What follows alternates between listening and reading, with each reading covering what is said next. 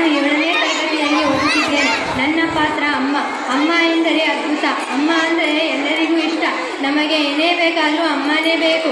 ಮನೆಯಲ್ಲಿ ಎಲ್ಲರಿಗಿಂತ ಮೊದಲು ಹೇಳುವುದು ಅಮ್ಮ. ಎದ್ದು ಮನೆಯೆಲ್ಲ ಸ್ವಚ್ಛಗೊಳಿಸಿ ನಮಗೆ ಇಷ್ಟವಾದ ತಿಂಡಿ ಮಾಡಿ, ನಮ್ಮ ಸ್ಕೂಲ್ ಬಟ್ಟೆಯಿಂದ ಹಿಡಿದು ಶೂ, ಸಾಕ್ಸ್, ವಾಟರ್ ಬಾಟಲಿಂದ ಹಿಡಿದು ನಾವು ನೀಟಾಗಿ ಸ್ಕೂಲಿಗೆ ಬರೋಕ್ಕೆ ಕಾರಣ ಎಲ್ಲ ಅಮ್ಮಂದಿರು. ಆದರೆ ಇವೆಲ್ಲ ಕೆಲಸಗಳು ತಮ್ಮ ಹೆತ್ತ ಮಕ್ಕಳಿಗೆ ಮಾಡುವುದು ಸಹಜ. ಆದರೆ ಇಲ್ಲಿ ಒಬ್ಬರು ಅಮ್ಮ ನಮಗೆ ಹೆತ್ತಿಲ್ಲ, ಹೊತ್ತಿಲ್ಲ, ಆದರೂ ಕೂಡ ಎಲ್ಲ ಮಕ್ಕಳಿಗೂ ಅಮ್ಮ ಆಗಿದ್ದಾರೆ. ಎಲ್ಲ ಮಕ್ಕಳಿಗೂ ಊಟ ಮಾಡಿಸ್ತಾರೆ. ನಾವು ಬಿದ್ದರೆ ನಮಗೆ ಬ್ಯಾಂಡೇಜ್ ಮಾಡ್ತಾರೆ. ನಮ್ಮ ಸ್ಕೂಲ್ ಗ್ರೌಂಡಿಂದ ಹಿಡಿದು ಕ್ಲಾಸ್ ರೂಮ್ ತನಕ ಸ್ವಚ್ಛಗೊಳಿಸುತ್ತಾರೆ. ನಮ್ಮ ಸ್ಕೂಲ್ ನೀಟಾಗಿ ಇರೋದಕ್ಕೆ ಕಾರಣ ಅಮ್ಮ. ಇವರ ಬಗ್ಗೆ ಎಷ್ಟು ಹೇಳಿದರೂ ಕಮ್ಮಿನೇ. ನಾನು ಯಾರಂತ ಇನ್ನೂ ಗೊತ್ತಾಗಲಿಲ್ಲ. ನಾನು ರೀ ಅನ್ಪೂರ್ಣಮ್ಮ.